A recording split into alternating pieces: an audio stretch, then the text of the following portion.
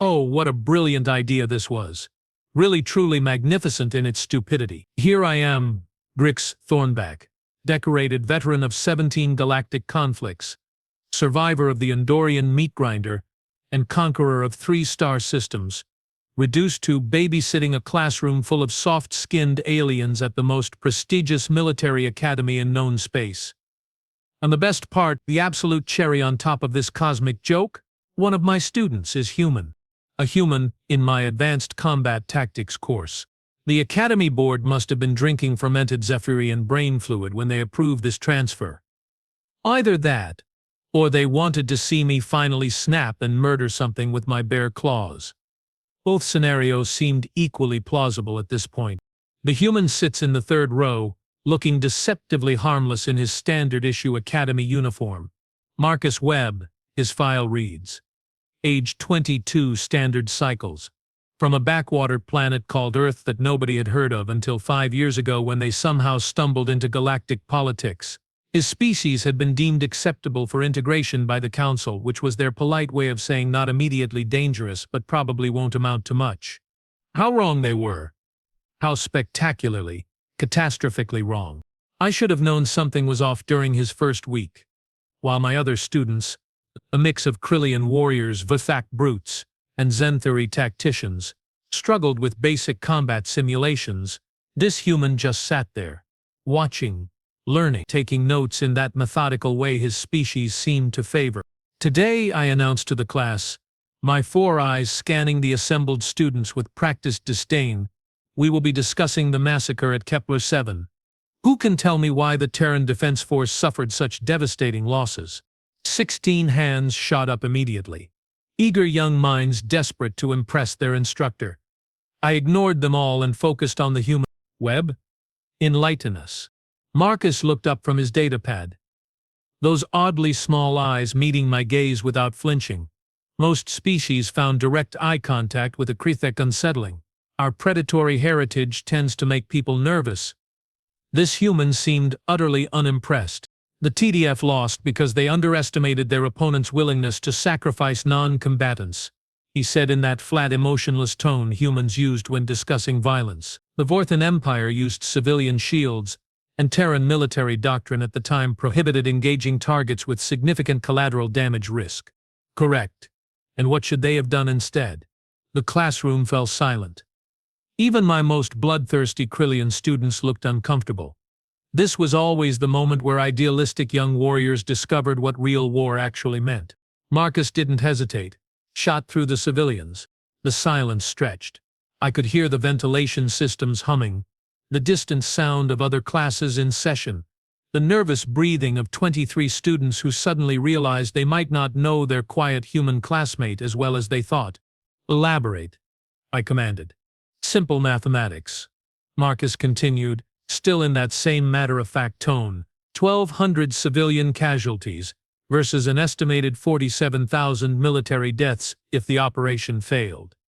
The Vorthans were counting on Terran reluctance to accept collateral damage. They used our ethics against us. The moment you let your enemy dictate the rules of engagement based on your moral limitations, you've already lost. A Zenthuri female in the front row, Kala, I think her name was, turned to stare at the human with obvious horror. You would murder innocents to win a battle. Marcus looked at her with what I was beginning to recognize as his thinking expression. A slight furrow between those strange forward-facing eyes. A barely perceptible tilt of his head. Define innocent, he said. Non-combatants. Civilians. People who had no choice in their government's actions. And the 47,000 soldiers who died because we wouldn't pull the trigger. Were they not innocent? Did they choose to die for someone else's moral purity? Marcus leaned back in his chair. Every military decision involves casualties. The only question is whether you get to choose who pays the price. I watched this exchange with growing interest. Most species, when pushed to confront the harsh realities of warfare, either broke down emotionally or doubled down on their naive idealism. This human was doing neither. He was analyzing, calculating, treating mass death like a logistics problem. It was magnificent and terrifying.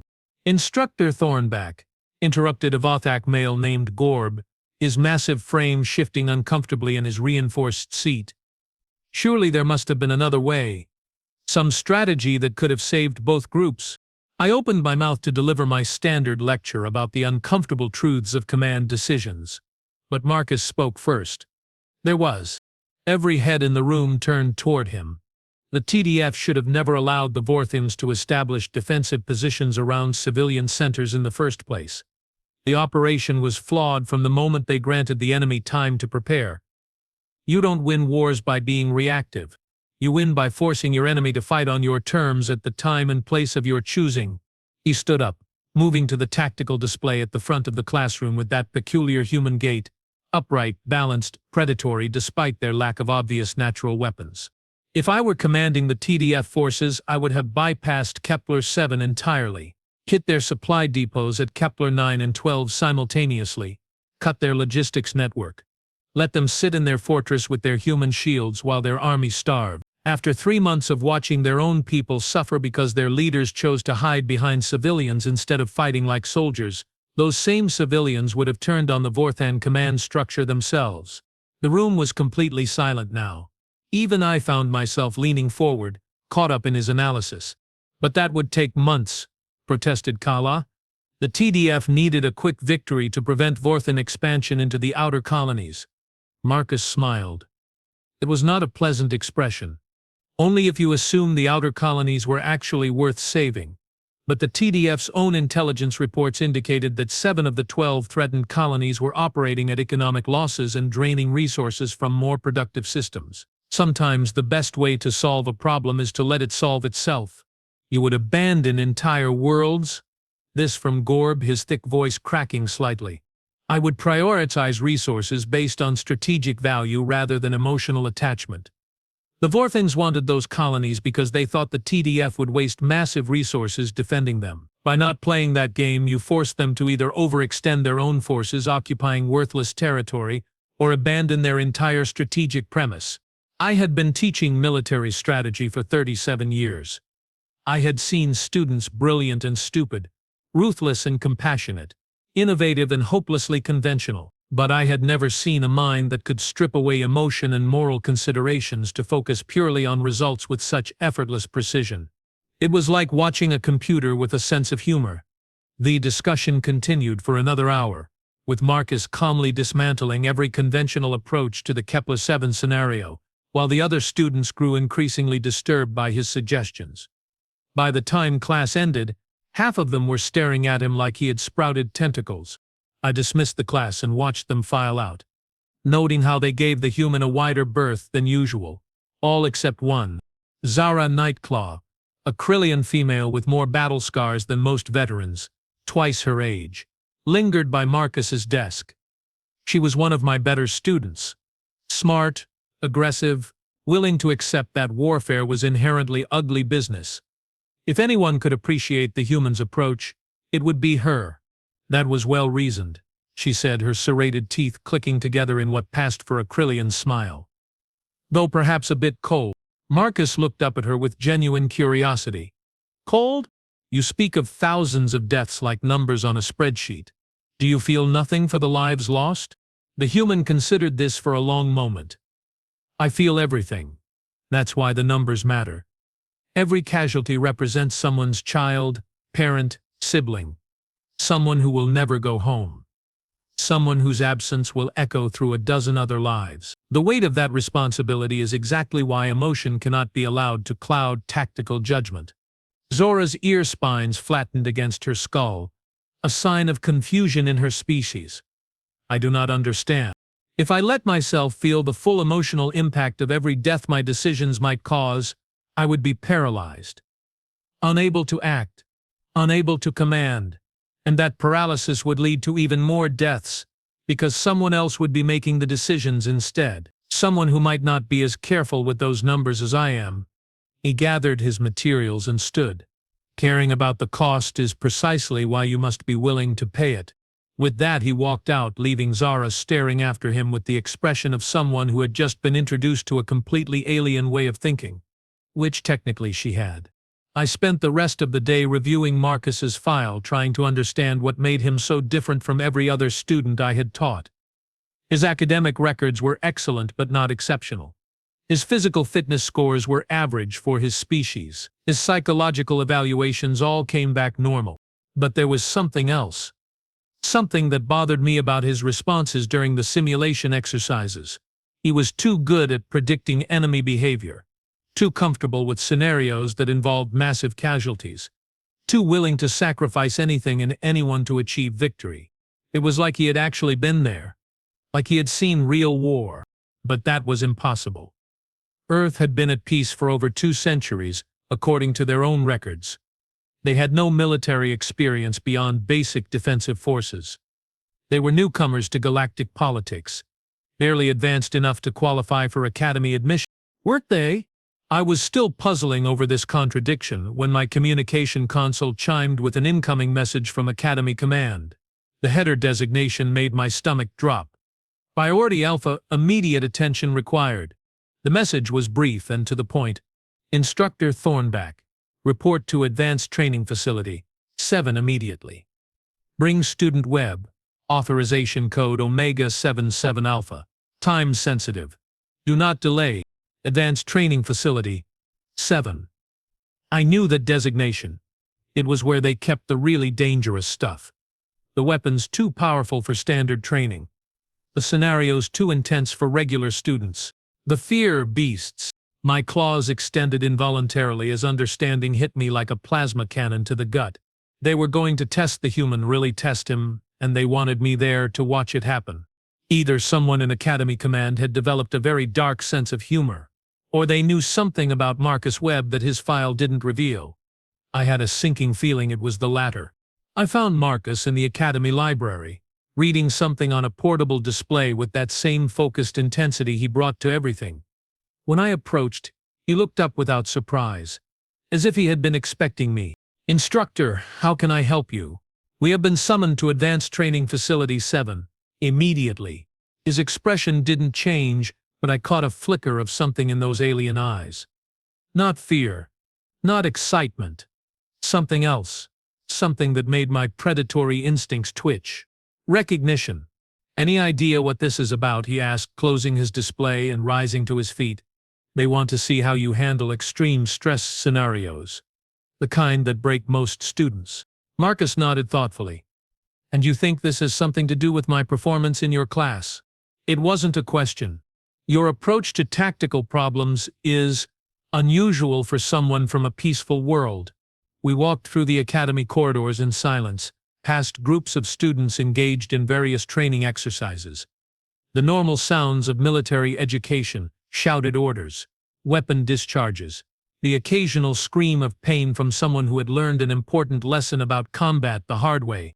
It should have been intimidating to a human from a world without war. Marcus looked like he was taking a pleasant stroll through a park. Instructor, he said as we approached the sealed blast doors of ATF-7, may I ask you something? Proceed. In your experience, what is the most dangerous opponent you can face in combat? I considered the question. An enemy with nothing to lose. Desperation makes creatures unpredictable, willing to take risks that rational beings would avoid. Marcus smiled that unsettling smile again. Close. But not quite right. Then enlighten me. The most dangerous opponent is one who has already lost everything, survived it and learned from the experience. Because they know exactly how much they can endure, exactly how far they are willing to go, and they are no longer afraid of the consequences. The blast doors opened with a hiss of escaping air, revealing a corridor lined with warning signs in 17 different languages. All of them basically said the same thing. Authorized personnel only. Lethal force authorized. No survivors beyond this point. Standard Academy cheerfulness. Are you speaking from experience, Student Webb? He paused at the threshold, looking down the ominous corridor with an expression I couldn't read. Everyone learns that lesson eventually, Instructor. Some of us just learned it younger than others. We walked deeper into the facility, past holding cells containing creatures that existed solely to test the limits of Academy students. Most of them were classified as fear beasts, entities specifically designed to trigger primal terror responses in sentient beings. They were used sparingly, and only on students who showed exceptional promise or needed to be broken down completely before being rebuilt. I had never seen them used on a first-year student before. The testing chamber was a massive arena with walls of reinforced transparent aluminum, designed to contain pretty much anything short of a small nuclear explosion. In the center stood Academy Commandant Vos, a Threnari whose species had evolved from pack hunters and still carried the instincts. Next to him was Dr. Grix, the Academy's chief psychological evaluator, and someone I didn't recognize. A tall, pale figure in civilian clothes who radiated an aura of barely contained violence. They were all watching the holding pen at the far end of the chamber. Instructor Thornback, Commandant Vos called out as we entered. And Student Webb. Excellent timing. Marcus stepped forward, his posture straight but relaxed. Commandant, how may I assist you? We have received some interesting reports about your academic performance. Your tactical analyses in particular have been quite sophisticated for a student from a world with limited military experience. I study hard, sir. Dr. Grix stepped forward, his multiple eyes focusing on Marcus with predatory intensity. We would like to conduct a stress evaluation to better understand your psychological responses under extreme pressure. Of course. What did you have in mind? The unnamed civilian spoke for the first time, his voice carrying an accent I couldn't place. We are going to release a Class 5 fear beast into this chamber. Your task is to survive for 10 minutes without weapons or armor. Most students would have started asking questions at this point. What kind of creature? What were its capabilities? What were the safety protocols? What happened if they failed? Marcus just nodded. Understood. The civilian smiled, and I realized why he seemed so familiar. He moved like Marcus, stood like Marcus, had the same unsettling calm in the face of potential violence. He was human. One moment, if you please, I interjected. A Class 5 fear beast? For a first-year student, that seems excessive. Commandant Vos turned to me with an expression of mild surprise. Are you questioning Academy protocol, Instructor? I am questioning the wisdom of potentially killing a promising student for the sake of a psychological evaluation. Your concern is noted. However, this test has been specifically requested by Earth's diplomatic mission. Apparently, they believe their students are capable of handling more advanced challenges than our standard curriculum provides. I looked at the unnamed human, who was still smiling that predatory smile. And who are you exactly? Colonel Harrison Shaw, Earth Defense Command. I am here to observe Student Webb's performance and provide feedback to Academy Command regarding the suitability of our current training agreement. Everything clicked into place. This wasn't a random test. This was politics. Earth was trying to prove something, and they were using Marcus as their demonstration project. What kind of fear beast? Marcus asked, seemingly unconcerned by the revelation that his own government had fed him to the wolves. Dr. Grix consulted his datapad. A void stalker, native to the Shadowlands of Keth Prime. Roughly 4 meters tall, 6 limbs, capable of limited telepathic projection of terror responses. Its natural hunting strategy involves paralyzing prey with psychic fear before feeding. Feeding how? It dissolves organic matter with acidic secretions and absorbs the resulting nutrients through its skin. Marcus nodded thoughtfully. So it needs to keep its prey alive and conscious during the feeding process to maintain the fear response that makes digestion easier. Correct. Most sentient beings exposed to a void stalker experience complete psychological breakdown within 30 seconds. The longest any Academy student has lasted is 4 minutes and 17 seconds. What happened to that student? Dr. Grix glanced at Commandant Vos before answering. He survived but required extensive psychological rehabilitation. He graduated but has never served in combat. Claims he cannot function in high-stress environments. I see. Marcus looked around the chamber, noting the cameras, the blast-resistant walls, the emergency systems. Are there any rules regarding movement within the space? You have access to the entire chamber. The creature will be released from the holding pen in 60 seconds. Marcus walked to the center of the arena and sat down cross-legged on the floor. Student Webb, Commandant Vos called out. You may want to prepare yourself create distance, find cover, develop a strategy. Marcus looked up at him with that same unsettling calm. "I am prepared, sir." The countdown began. At 30 seconds, we could hear movement from the holding pen, something large shifting in the darkness. At 15 seconds, a low harmonic sound that seemed to vibrate in the bones. At 10 seconds, the sound of claws on metal. At 0, the pen opened. Nothing happened for several seconds. Then, slowly, something emerged from the shadows. The Void Stalker was everything the files had promised and worse. It moved like liquid nightmare, its 6 limbs carrying it across the floor with predatory grace. Its body seemed to absorb light, creating a mobile patch of darkness that hurt to look at direct, and the sound it made, not quite vocalization, not quite telepathic projection, was designed by evolution to trigger every primal fear response in the sentient brain. It saw Marcus immediately and began to approach, that psychic wave of terror preceding it like a bow wave of pure dread. Marcus remained sitting. The creature stopped about 5 meters away, its eyeless head tilting as if confused. The fear projection intensified. I could feel it from behind the protective barriers. A crawling sensation of wrongness, of impending death, of existential terror that made every instinct scream run. Marcus scratched his nose. The Void Stalker circled him slowly, probing with its psychic abilities, trying to find some purchase in the human's mind. The terror waves grew stronger. I watched Grix's reading spike as the creature pushed harder, projecting levels of fear that should have killed a human through pure psychic shock. Marcus yawned. "This is impossible," Dr. Grix whispered, staring at his instruments. "The creature is operating at maximum projection. Even I am feeling the effects through the shielding." Colonel Shaw was leaning forward, his expression intent. "Keep watching." The Void Stalker, apparently frustrated by its inability to terrify its prey, decided to try a more direct approach. It reared up on its hind limbs, extending its front claws, and rushed forward with killing intent. Marcus moved. I had seen fast combat before. I had personally witnessed Krillian berserkers in full rage. Vothek warriors hopped up on combat stimulants, even Zenthari assassins enhanced with neural boosters. But I had never seen anything move like Marcus Webb moved in that moment. He wasn't faster than the creature. He was something else entirely. He was inevitable. The Void Stalker's charge carried it through the space where Marcus had been sitting a fraction of a second earlier.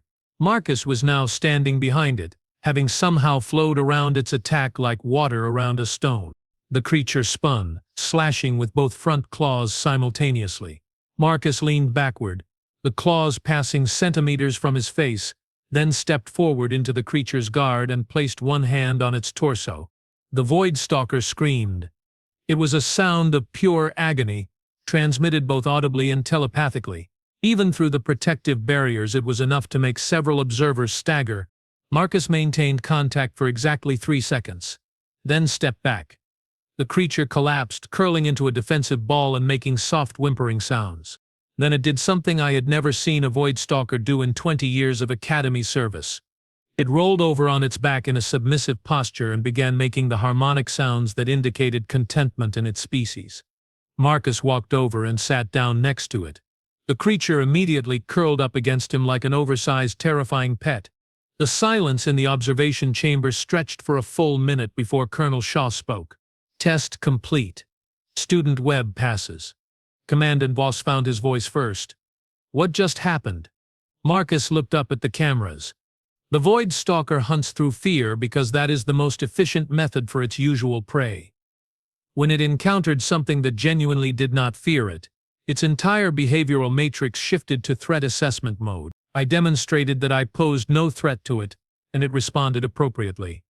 "But the psychic projection," Dr. Grix stammered. "How did you resist?" Marcus considered the question for a moment, absently stroking the creature's head as it made contented purring sounds.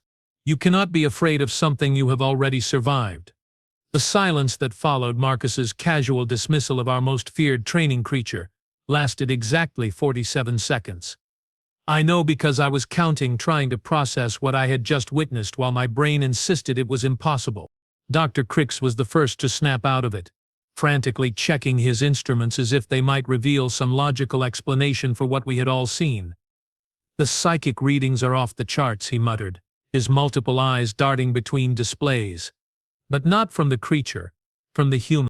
Colonel Shaw stepped closer to the observation window, his predatory smile widening. "Fascinating. And entirely expected." Commandant Voss turned to face the human officer, his neck spines flattening in what I recognized as barely controlled aggression. "Expected? You knew this would happen?" I suspected. Marcus represents the first generation of Earth's integration program graduates. We wanted to see how well our training translated to galactic standard scenarios. Integration program. That phrase sent ice crystals forming in my blood. There were only 3 species in known space that operated integration programs, and all of them were banned from academy enrollment for very good reasons. "Instructor Thornback," the commandant said without taking his eyes off Shaw, "please escort Student Webb to debriefing Chamber 5. We need to have a detailed discussion about his performance." I looked down at the arena floor, where Marcus was still sitting calmly next to a creature that should have dissolved him into nutrients by now. The Void Stalker had rolled onto its side, making the soft harmonic sounds that indicated complete contentment. "What about the creature?" "Leave it. It seems happy." That was an understatement. The thing looked like it had found its long-lost mother. I made my way down to the arena floor, trying to formulate questions that might make sense of what I had witnessed. Marcus looked up as I approached, showing no more concern than if he had just finished a routine exercise. "Instructor, how did I score?" "You made a Class 5 Fear Beast roll over like a domesticated pet. I think scoring might be the least of our concerns right now." He nodded thoughtfully and gave the creature one final pat before standing. "It was just scared. They always are when they encounter something new. It was scared. Marcus, that thing was designed by evolution to be the apex predator of one of the most hostile worlds in known space. What exactly could it be scared of?" Marcus looked at me with those unsettling human eyes, and for just a moment I caught a glimpse of something vast and dark swimming beneath the surface. Recognition. We walked toward the exit in silence, leaving the Void Stalker curled up in the center of the arena like some kind of nightmare house pet. As we passed through the blast doors, Marcus spoke again. "Instructor, may I ask you about your military service?" "What about it?" "You mentioned surviving the Norian meat grinder. That was a particularly brutal campaign from what I have read. 17 separate engagements over 3 months. Casualty rates exceeding 70% on both sides." I stopped walking. "How do you know about casualty figures?" "Those records are classified at levels above your clearance." I read a lot, but my question is about something else. During the Battle of Outpost 7, when your unit was cut off behind enemy lines for 6 days, how did you survive? The memories hit me like a plasma bolt to the chest. 6 days of constant fighting, ammunition running low, watching my squad mates die one by one as we held a position that command had already written off as lost. The taste of recycled air and the smell of blood and burned flesh that never quite left your nostrils. How do you know about Outpost 7? The same way I know about Lieutenant Kara Steelclaw's last stand on the ridge, Sergeant Mock's Ironhide sacrifice to blow the ammunition depot, and Corporal Zed Sharptooth's decision to stay behind with the wounded while the rest of you made your final push. He recited the names like he was reading from a memorial wall. Names I had never spoken aloud to anyone, not even in my official reports. Names that haunted my sleep cycles and whispered accusations in the quiet moments between classes. Those soldiers died because of my decisions. Because I chose to hold that worthless pile of rocks instead of falling back when we had the chance. Marcus stopped walking and turned to face me fully. They died because war is ugly and unfair, and sometimes good people pay the price for necessary victories. But they did not die for nothing. Your defense of Outpost 7 delayed the Nandorian advance long enough for the Third Fleet to reposition. Without that delay, the entire Outer Rim would have fallen. How could you possibly know that? Because I have made similar decisions. Watched similar people die for similar reasons. His voice carried a weight that no 22-year-old should possess. The integration program teaches many things, Instructor. Strategic thinking, tactical flexibility, resource management. But the most important lesson is how to carry the weight of necessary choices. We had reached debriefing chamber 5. Through the reinforced windows I could see Commandant Voss and Colonel Shaw engaged in what appeared to be a heated discussion. Dr. Grix was hunched over a bank of monitors, presumably still trying to make sense of his readings. "Marcus," I said, using his first name for the first time, "what exactly is the integration program?" He was quiet for a long moment, studying the scene through the window. A recognition that peace is a luxury that must be earned. And sometimes the price of earning it is higher than anyone wants to pay. The door opened before I could ask for clarification. Commandant Voss gestured us inside with barely controlled impatience. "Student Webb, please take a seat. We have some questions." Marcus settled into the indicated chair with the same calm he had shown facing the Void Stalker. I took position by the wall, officially present as his instructor, but really just trying to understand what was happening to my carefully ordered academic world. Colonel Shaw remained standing, pacing like a caged predator. "Marcus, how do you feel about your performance today?" "Adequate." The creature responded to appropriate behavioral cues. "No significant challenges encountered." Dr. Grix looked up from his instruments. "No significant challenges. You just faced a Class 5 fear beast without weapons or armor, and made it submit through pure psychological dominance." "How is that adequate?" Marcus considered the question with that same analytical intensity he brought to tactical problems. "Because it was not trying to kill me. It was trying to frighten me. Very different objectives requiring very different responses. And if it had been trying to kill you, then we would have had a more interesting test." The temperature in the room seemed to drop several degrees. Commandant Voss leaned forward, his predatory instincts clearly triggered by something in Marcus's tone. "Define interesting." "A fear beast attacks the mind first, using psychological pressure to incapacitate prey before physical contact. Remove the psychological component and you are left with a large, aggressive creature with predictable attack patterns and exploitable biological vulnerabilities, such as..." Marcus stood and moved to the tactical display screen.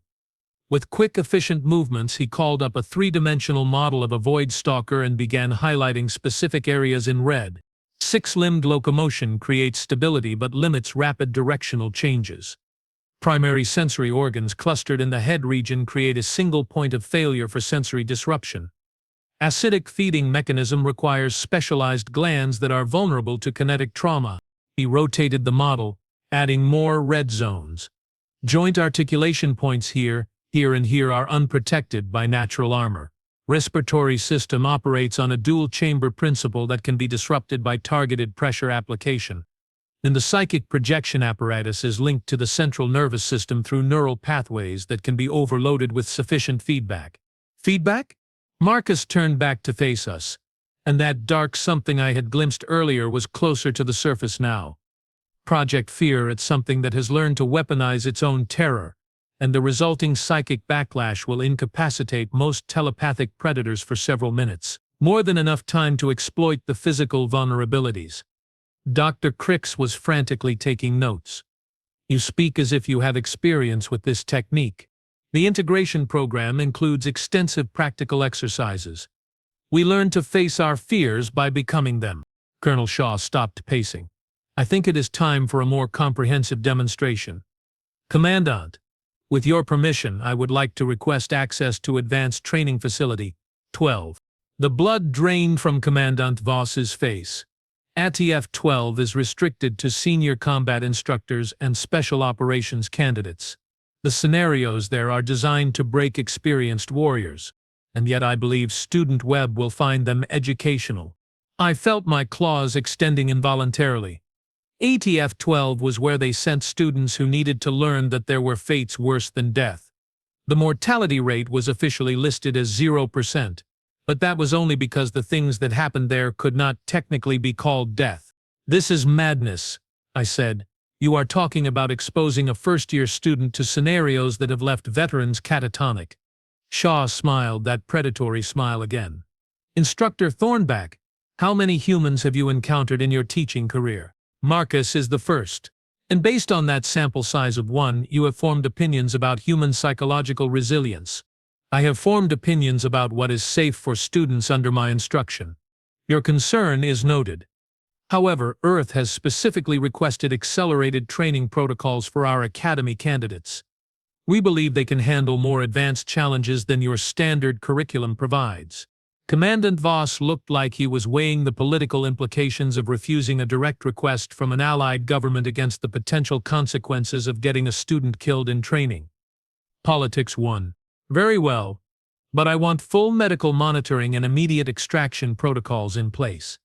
The moment Student Webb shows signs of psychological breakdown, we abort the exercise. Shaw nodded. Acceptable, though I suspect such measures will prove unnecessary. An hour later, we were standing outside ETF-12, looking at warning signs that made the ones at ETF-7 seem cheerfully optimistic. The scenarios housed in this facility were not designed to test combat skills or tactical thinking. They were designed to break the human spirit in very specific ways. Then measure how long it took to rebuild. Student Webb, Commandant Voss said, his voice strained. The scenario we have selected is designated Omega Black 7. It simulates command responsibility during a no-win tactical situation with civilian casualties. The psychological pressure is intense enough that we typically require candidates to have at least 5 years of command experience before exposure. Marcus nodded. Understood. What are my objectives? Dr. Grix consulted his datapad. You will be placed in command of a surrounded outpost with limited ammunition and no possibility of reinforcement. The enemy is using captured civilians as human shields and has demanded surrender within 6 hours. Your mission parameters require you to hold the position at all costs while minimizing civilian casualties. How many civilians? The scenario variables adjust based on participant responses, but typically ranges from 500 to 15,000. And my available force? 47 combat personnel, various skill levels and species, limited heavy weapons, sufficient ammunition for approximately 3 hours of sustained combat. Marcus was quiet for a moment and I could practically see him running calculations in his head. What happens if I refuse to engage the scenario? Colonel Shaw answered. Then we try something more challenging. The blast doors opened, revealing a corridor that seemed to absorb light and hope in equal measure. At the end, we could see the entrance to the simulation chamber surrounded by more monitoring equipment than most hospitals possessed. Any final questions? Commandant Voss asked. Marcus looked at each of us in turn, and for just a moment his carefully maintained composure cracked. What showed through was not fear or uncertainty, but something far more disturbing. Familiarity. How accurate is the civilian casualty modeling? Dr. Grix blinked in surprise. Extremely accurate. We use real psychological profiles, demographic data and historical precedents. Why? Because if you are going to force me to relive this, I want to make sure you get the details right. The silence that followed was deafening. Shaw's predatory smile faded as the implications of Marcus's words sank in. Student Webb, Commandant Voss said carefully, are you saying you have experience with this type of scenario? Marcus walked toward the simulation chamber without answering. As he reached the threshold, he turned back to us one final time. Instructor Thornback, you asked me once about the most dangerous opponent you can face in combat. I told you it was someone who had already lost everything and learned from the experience. He paused, his hand on the chamber control. What I did not tell you is that the second most dangerous opponent is someone who remembers exactly how many people died the last time they faced an impossible choice. The door sealed behind him with a finality that made my scales itch. Dr. Grix activated the monitoring systems, and immediately every alarm in the facility began screaming.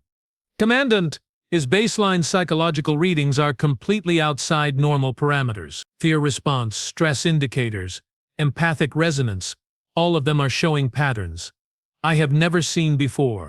On the main display screen, we could see Marcus standing in the center of a perfectly rendered military outpost. Around him, the simulation was already populating with the faces and voices of doomed civilians, the urgent reports of ammunition shortages, the growing sound of enemy forces closing in. It is like he is not experiencing the simulation at all, Dr. Grix continued, his voice rising in panic. It is like he is experiencing memories. Shaw moved to the communication panel and opened a channel to the simulation chamber. "Marcus, can you hear me?" The response came back in a voice that was recognizably Marcus Webb, but carried an authority and weight that no Academy student should possess. "Colonel Shaw, I assume you are recording this for your report to Earth Command. Among other things, how are you feeling about the scenario parameters?" Marcus was moving through the simulated outpost now, checking defensive positions, talking to virtual soldiers, making the kind of rapid-fire command decisions that took most officers years to develop.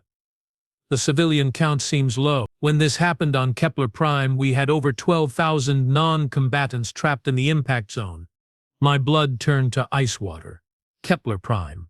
The battle that every military strategist studied as an example of impossible tactical decisions under extreme pressure.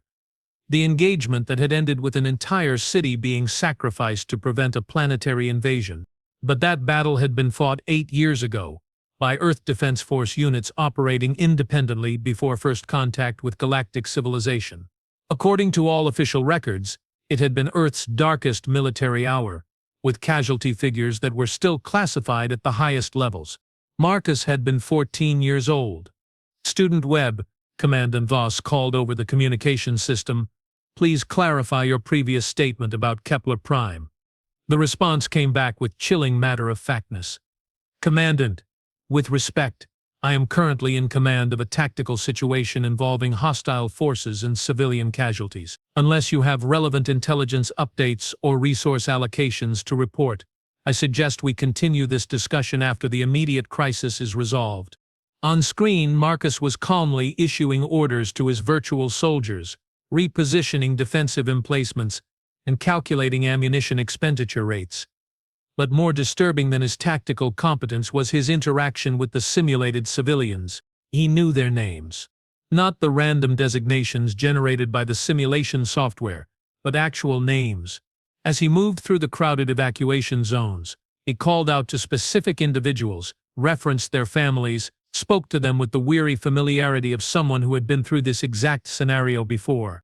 "Sarah Martinez, take your children to Section C. The eastern wall is going to fail first. Dr. Kim, set up triage in the command bunker. We will have wounded coming in within the hour. Captain Torres, pull your people back from the north perimeter. They are going to hit us with artillery in 18 minutes. Dr. Grix was staring at his readings with the expression of someone whose fundamental understanding of reality was being systematically demolished.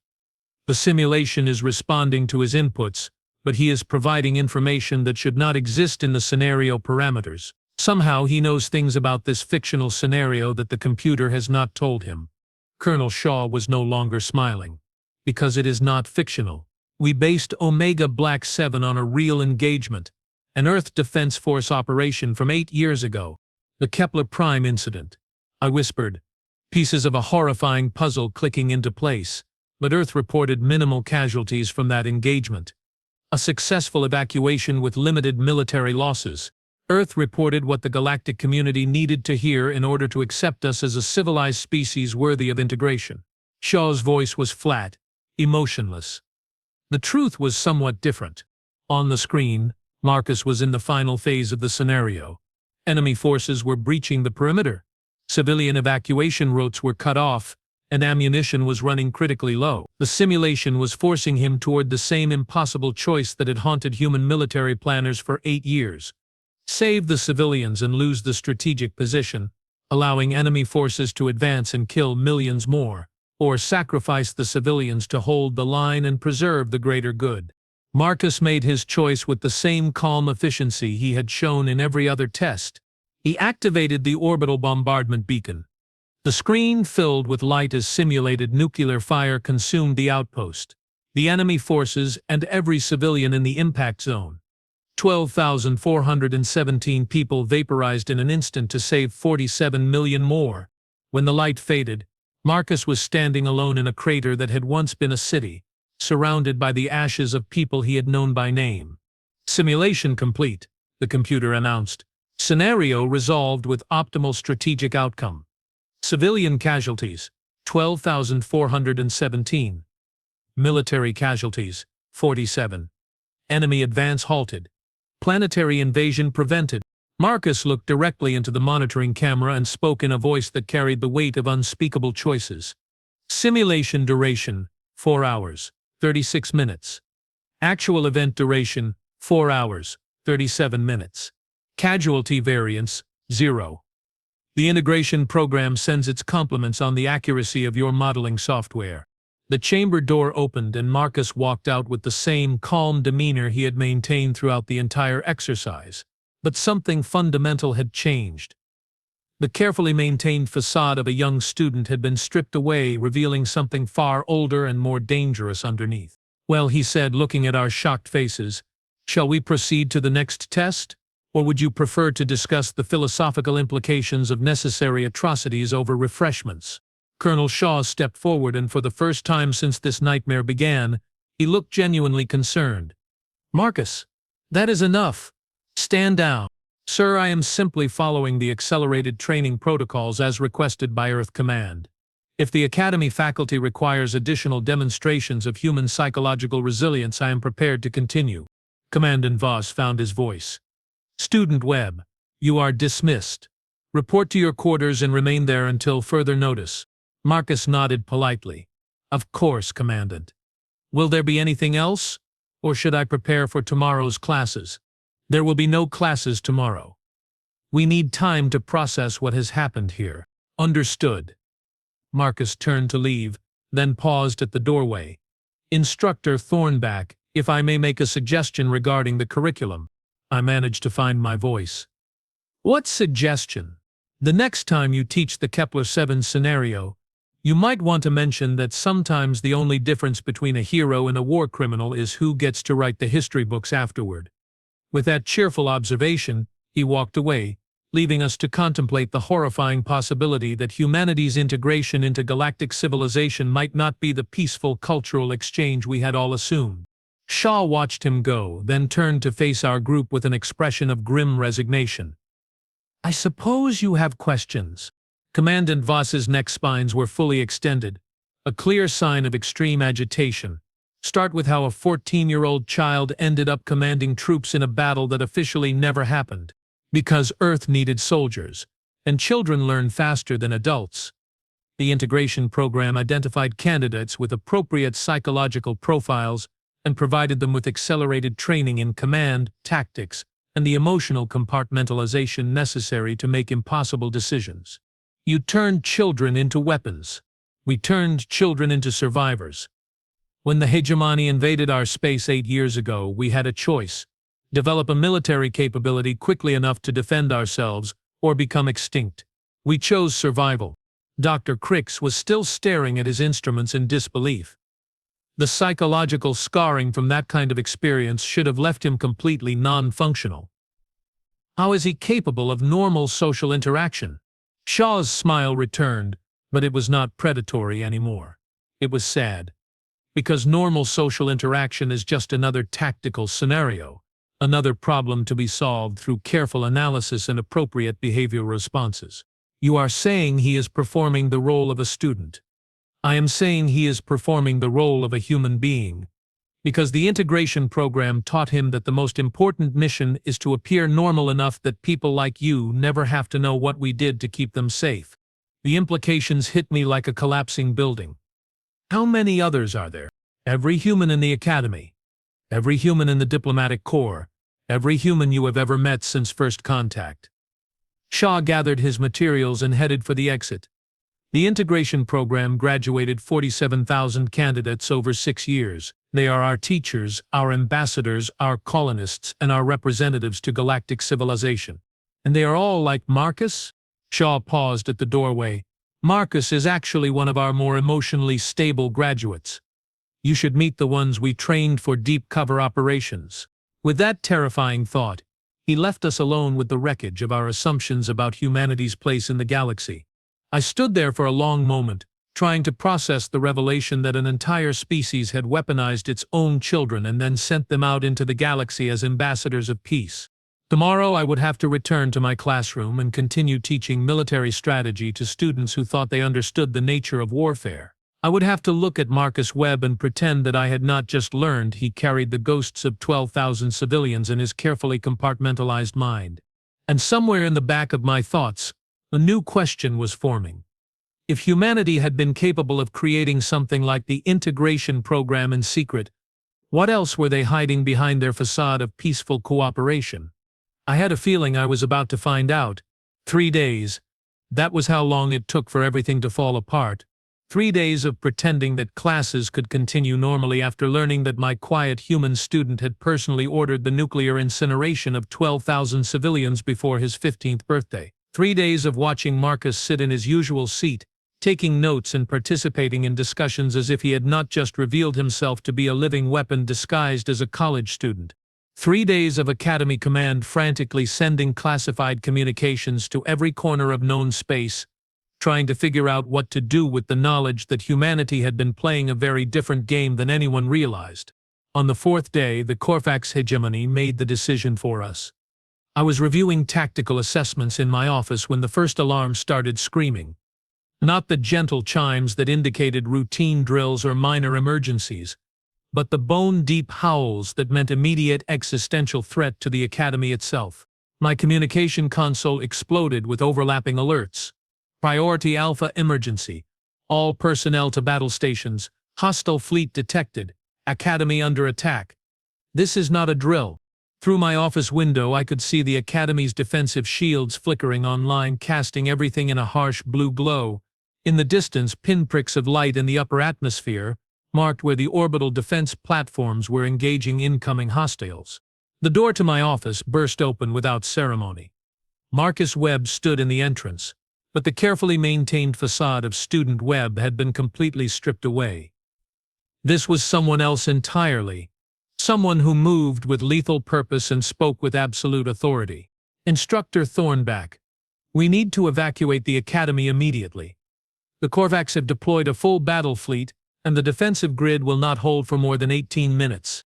I stared at him, my predatory instincts screaming conflicting messages.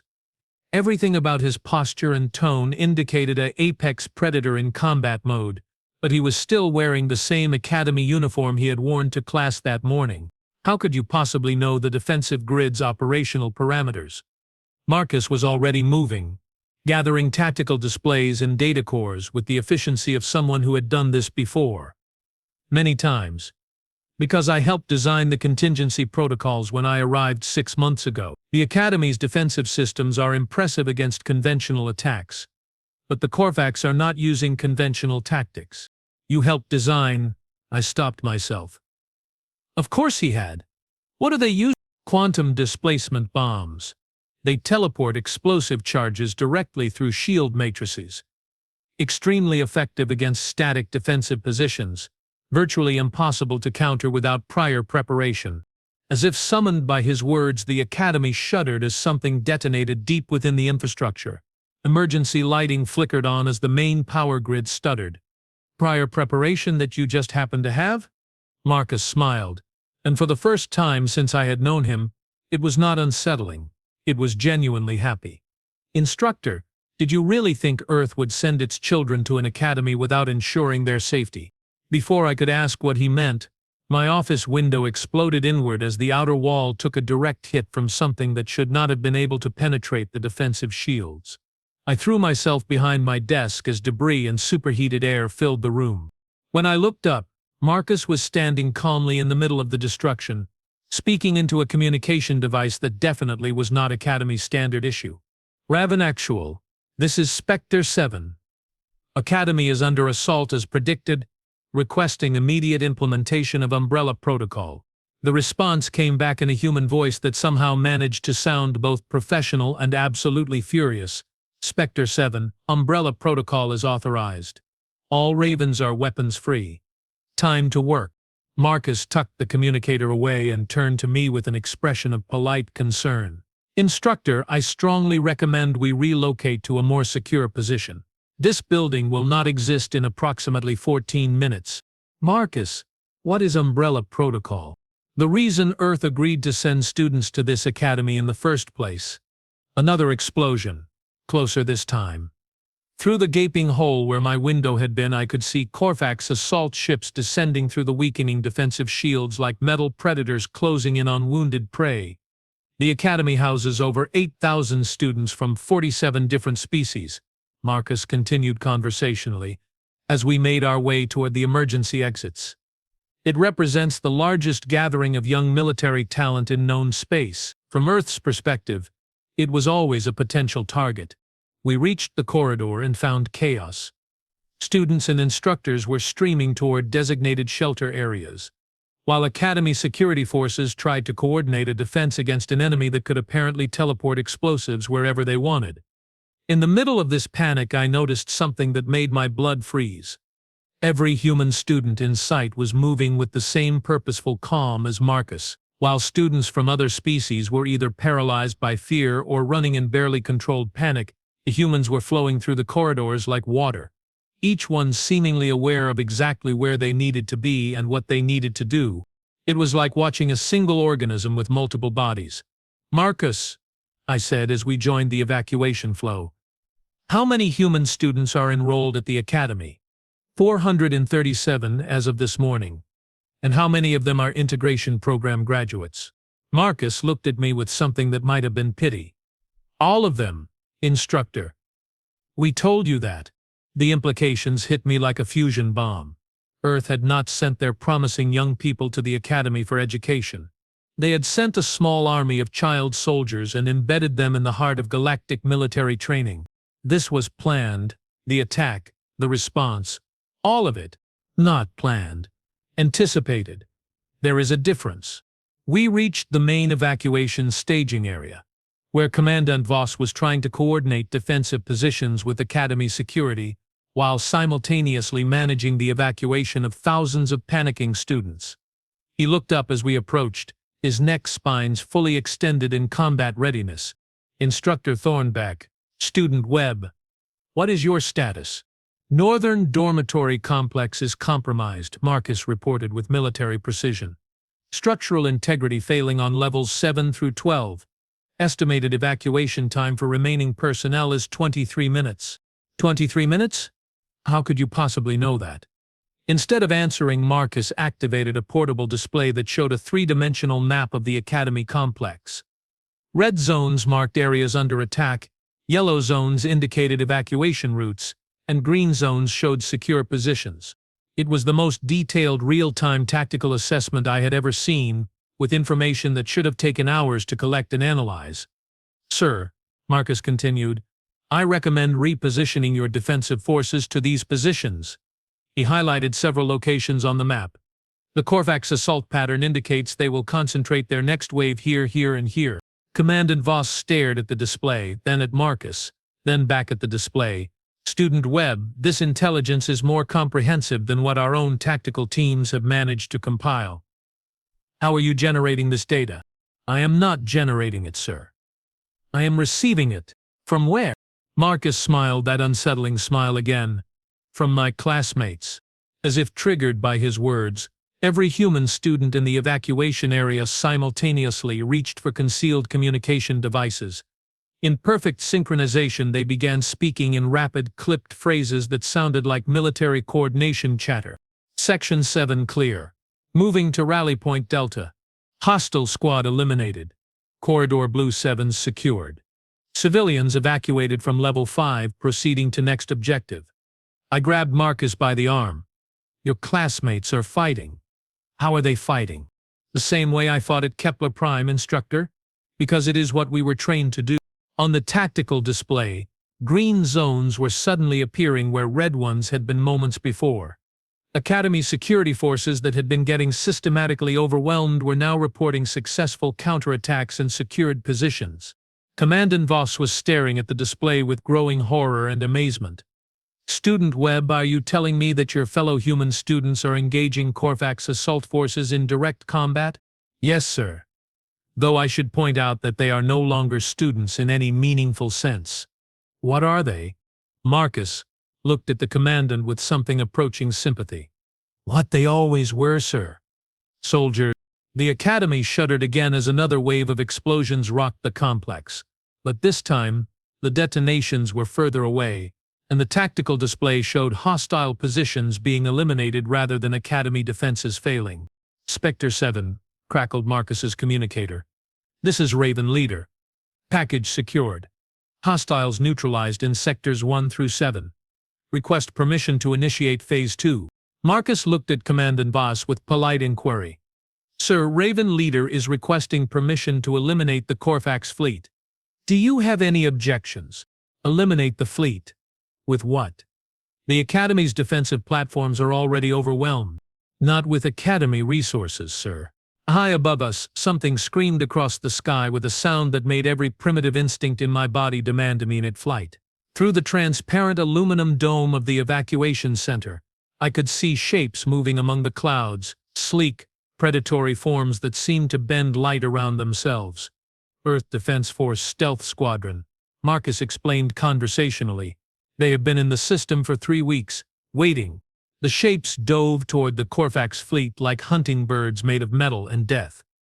What followed was not a battle in any conventional sense. It was a systematic extermination carried out with surgical precision and overwhelming firepower. Corvax assault ships simply began disappearing. One moment they were there, raining destruction on the Academy. The next moment they were expanding clouds of superheated plasma. The entire engagement lasted 7 minutes. When the last hostile signature vanished from the tactical display, the evacuation center fell into stunned silence. Outside, the Academy's defensive shields flickered back to full strength and emergency repair drones began emerging from hidden bays to assess the damage. Marcus activated his communicator one final time. Raven Leader, this is Spectre 7. Academy secured. Hostiles eliminated. Stand down to condition yellow. Copy Spectre 7. Package delivered. Gift received. Raven Squadron returning to Overwatch positions. Commandant Voss found his voice first. Student Webb, what exactly just happened here? Marcus began gathering his equipment with the same methodical efficiency he had shown throughout the crisis. The Corvax hegemony attempted to destroy the Academy as a prelude to a larger assault on the galactic core worlds. They failed. But how did you know they were coming? How were you prepared for this specific type of attack? Because this was not the first time they have tried this strategy, sir. Earth has been tracking Corvax expansion patterns for 8 years. We knew they would eventually target the Academy. Dr. Grix stepped forward, his multiple eyes fixed on Marcus with something approaching awe. You used the Academy as bait. No, sir. We used the Academy as it was intended to be used. As a training ground for the next generation of galactic military leaders. The fact that it also served as an opportunity to eliminate a significant hostile threat was simply an added benefit. I looked around the evacuation center at the faces of students and instructors from dozens of different species. All of them were staring at Marcus with the same expression of shocked realization. How long? I asked. How long have you been planning this? Since the day Earth received the invitation to join the Academy exchange program. Marcus shouldered his equipment pack. The integration program identified the Academy as a critical strategic asset. 437 graduates were selected for deep cover infiltration with instructions to maintain their positions until activation was required. And now, Marcus looked at me with those unsettling human eyes, and I finally understood what I had been seeing in them all along. It was not intelligence or calculation or even predatory instinct. It was loneliness. Now we continue being students because that is what the mission requires. We attend classes, complete assignments, and pretend that we are young people learning about warfare instead of veterans teaching ourselves how to be human again. The weight of that statement settled over the evacuation center like a suffocating blanket. 437 child soldiers, programmed to appear normal while carrying the psychological scars of impossible choices, scattered throughout the Academy's student body. Marcus, I said quietly, what do you want? Not your mission parameters or your strategic objectives. What do you personally want? He was quiet for a long moment, studying the faces around us, faces that would never look at him the same way again. I want to sit in your classroom and argue about tactical scenarios without having to remember how many people died the last time someone made the wrong choice. I want my classmates to see me as Marcus Webb, the quiet human from Earth, instead of Spectre 7, integration program graduate with a confirmed kill count in the thousands. He paused, then continued with devastating honesty. But mostly, I want to stop pretending that the person I was before Kepler Prime still exists somewhere inside this operational framework that learned to wear his face. The silence stretched until Commandant Voss cleared his throat. Student Webb, given the circumstances, I believe some policy adjustments regarding your academic program may be in order. Sir, effective immediately, you and your fellow human students will be transferred to advanced combat instruction. Your unique qualifications suggest that standard curriculum may be insufficient for your educational needs. Marcus actually laughed. It was a strange sound carrying echoes of genuine amusement mixed with something that might have been relief. Sir, with respect, I think you may have misunderstood the situation. We are not here to learn how to fight. We already know how to fight. We are here to learn how to stop.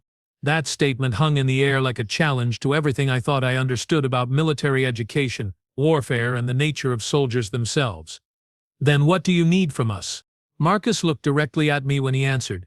Teach us how to be the people we might have been if we had never learned that children could carry the weight of impossible choices. Show us how young people are supposed to think about the future when they have not already seen how easily it can be destroyed. He gestured to the tactical display, which still showed the smoking remains of the Corvax fleet scattered across space like a monument to human military efficiency. We can protect the galaxy from anything that threatens it. That part of our education is complete, but we cannot protect ourselves from what we became in order to gain that capability.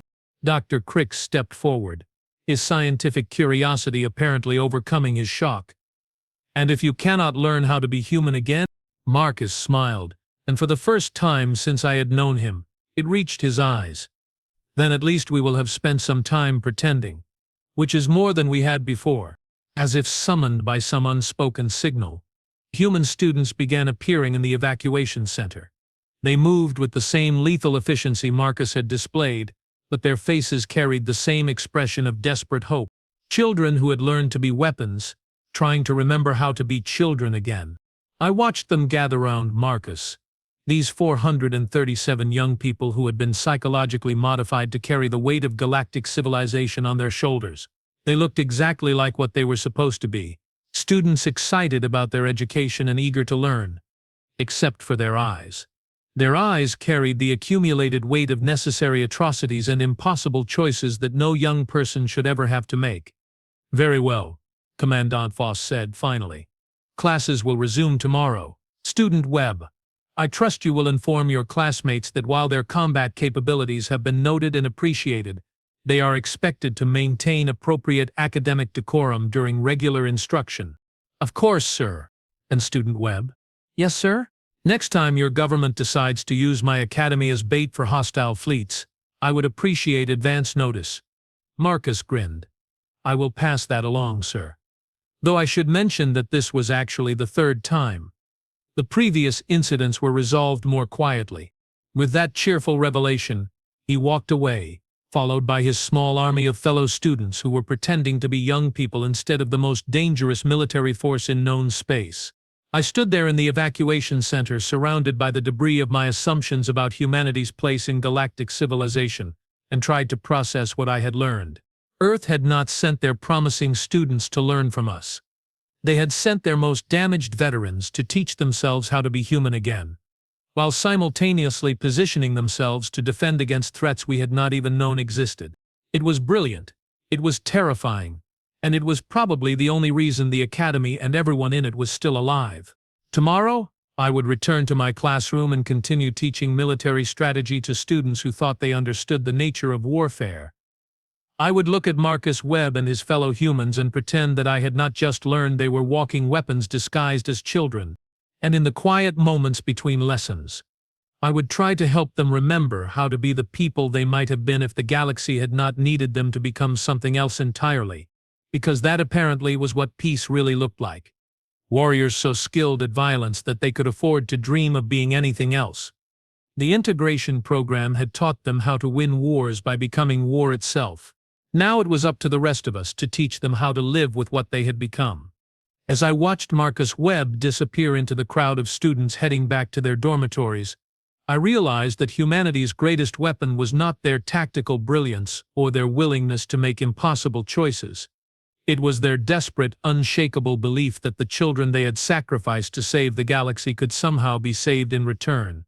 And perhaps, in the end, that was the most human thing about them. The fear beast had curled up at the human's feet and slept, not because it recognized a superior predator, but because it recognized something that understood exactly what it meant to be feared by those you were trying to protect. Tomorrow's lesson plan was going to require some significant revisions.